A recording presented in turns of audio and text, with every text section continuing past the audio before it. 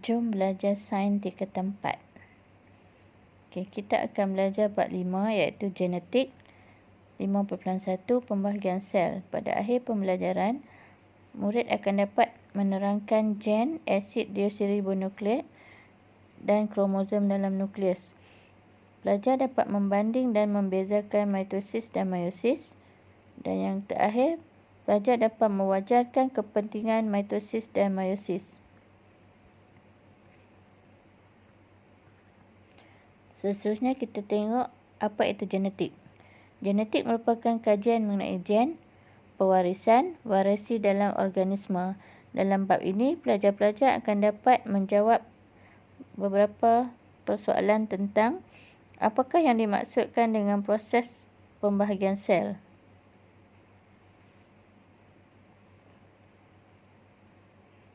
Kita lihat kaitan antara sel, nukleus, kromosom, DNA dan gen. Di dalam sel terdapat nukleus, manakala dalam nukleus terdapat kromosom. Di dalam kromosom pula terdapat DNA dan di dalam DNA terdapat gen. Nukleus mengandungi kromosom. Kromosom pula ialah struktur berbenang halus yang terdiri daripada asid nukleik dan protein panjang dan berlengkar yang terletak dalam nukleus. Setiap kromosom mengandungi satu molekul panjang DNA.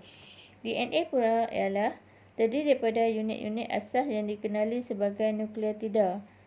Setiap unit nukleotida terdiri daripada 3 komponen iaitu gula deoksiribosa, bas bernitrogen dan kumpulan fosfat. DNA atau asid deoksiribonukleik terdiri daripada 2 rantai polinukleotida yang berpintal anti-selari antara satu sama lain membentuk struktur yang dikenali sebagai heliks ganda 2. Seterusnya gen. Gen ialah unit asas pewarisan yang menentukan ciri-ciri individu.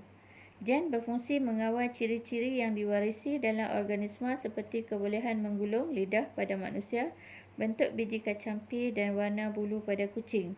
Gen tersusun sebagai segmen pada DNA di sepanjang kromosom. Terdapat beribu-ribu gen di dalam satu molekul DNA. Kromosom terdiri pada satu kromatid, sentrosmer, kromatid kembar. Setiap kromosom mempunyai beberapa jenis gen, iaitu sehingga 200 hingga 300 gen bagi setiap kromosom. Satu gen memprogramkan warna kulit, manakala satu gen lagi memprogramkan warna rambut. Setiap spesies mempunyai bilangan kromosom yang tetap. Sel soma yang normal bagi manusia mengandungi 46 kromosom ataupun 23 pasang. Setiap kromosom wujud secara berpasangan mengikut bentuk dan saiz yang serupa. Pasangan kromosom ini dikenali sebagai kromosom homolog. Kromosom homolog manusia boleh disusun berdasarkan bentuk dan saiznya. Penyusunan kromosom homolog manusia dipanggil karotip. Kromosom manusia boleh dibahagikan kepada dua iaitu autosom dan kromosom seks. Autosom membawa gen yang mengawal sifat seperti warna mata, kebolehan menggulung lidah dan jenis rambut. Manakala kromosom seks pula membawa gen yang menentukan jantina sama ada lelaki ataupun perempuan. Kromosom manusia terdiri pada 23 pasang ataupun 46. 22 pasang merupakan autosom iaitu untuk menentukan sifat.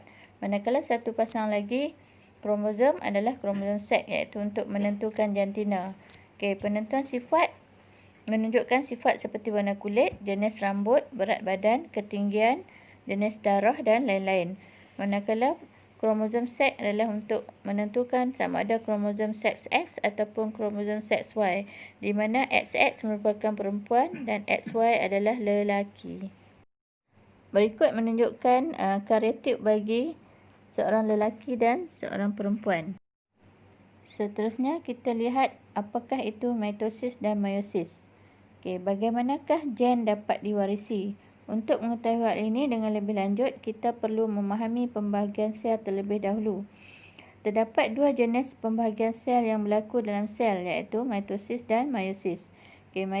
Mitosis merupakan proses pembahagian sel yang membentuk dua sel anak yang seiras. Dengan setiap satunya mengandungi bilangan kromosom dan kandungan bahan genetiknya yang sama dengan sel induk. Mitosis berlaku dalam sel soma di dalam badan manusia dan haiwan. Mitosis juga berlaku dalam tisu meristem seperti di hujung akar dan pucuk tumbuhan.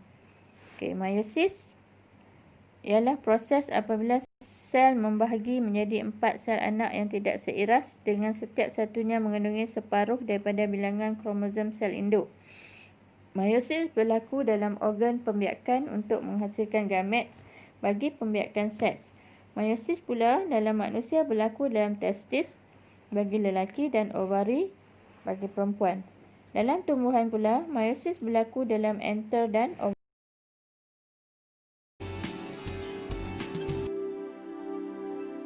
Pada peringkat ini, kromosom-kromosom dalam nukleus mengecut, memendek dan berlingkar. Setiap kromosom terdiri daripada sepasang kromatid kembar yang bersambung pada sentroma. Gentian gelendong mula terbentuk dan memanjang antara sentriol dalam sitoplasma. Setiap pasangan sentriol berpindah ke kutub sel bertentangan. Dalam kebanyakan sel tumbuhan, gentian gelendong terbentuk tanpa sentriol.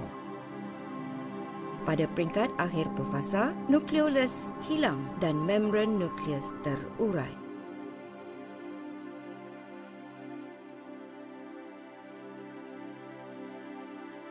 Fasa yang kedua dalam mitosis ialah metafasa.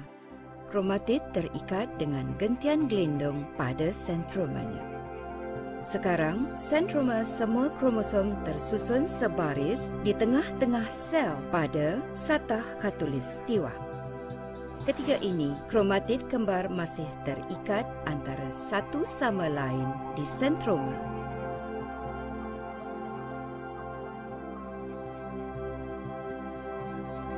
Semasa anafasa, sentroma membagi kepada dua dan kromatid kembar berpisah. Gentian gelendong mula mengecut dan memendek. Ini menyebabkan kromatid kembar tertarik ke kutub sel yang bertentangan. Kromatid yang telah berpisah ini dikenali sebagai kromosom anak. Pada akhir fasa ini, setiap kutub sel mempunyai satu set kromosom yang sama.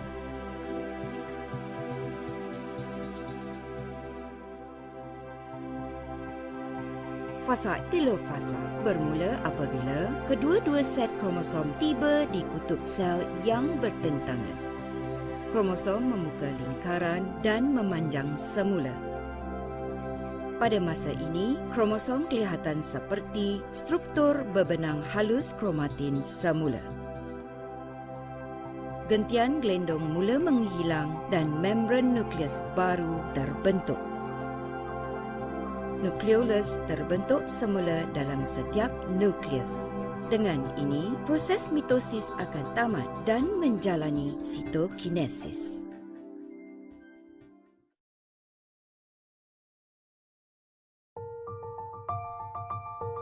Sitokinesis ialah pembagian sitoplasma yang berlaku pada akhir fasa telofasa. Melalui sitokinesis, sel anak memperoleh semua organel, nutrien dan bahan lain yang diperlukan oleh sel untuk meneruskan hidup. Bagi memudahkan pelajar-pelajar untuk mengingati peringkat-peringkat dalam mitosis, pelajar-pelajar boleh ingat akronim iaitu Papa untuk profasa, Mama untuk metafasa, anak untuk anafasa dan terbaik untuk telofasa.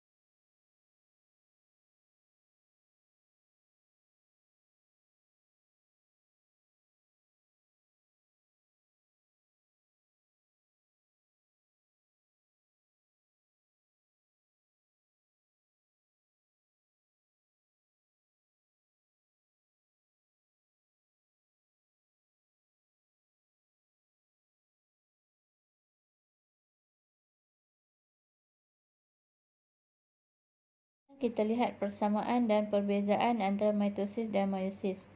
Persamaan, kedua-dua merupakan pembahagian sel. Kedua-duanya juga merupakan replikasi DNA. Untuk perbezaan, mitosis berlaku di sel soma, manakala meiosis berlaku di sel pembiakan.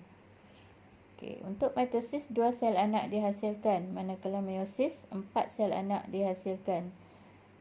Tiada pindah silang berlaku pada mitosis, tetapi pada meiosis ada pindah silang berlaku. Sel anak seiras daripada segi genetik pada mitosis. Pada meiosis, sel anak berbeza daripada segi genetik.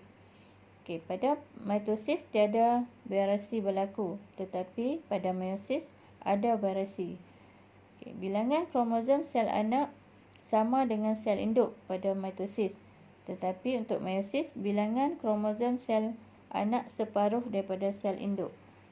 Mitosis dan meiosis. Yang pertama, mitosis penting untuk menggantikan sel-sel yang rosak ataupun mati jika kita terluka ataupun tercedera. Mitosis juga berguna dalam pembiakan aset bagi setengah organisma seperti amoeba sp. Mitosis juga untuk menghasilkan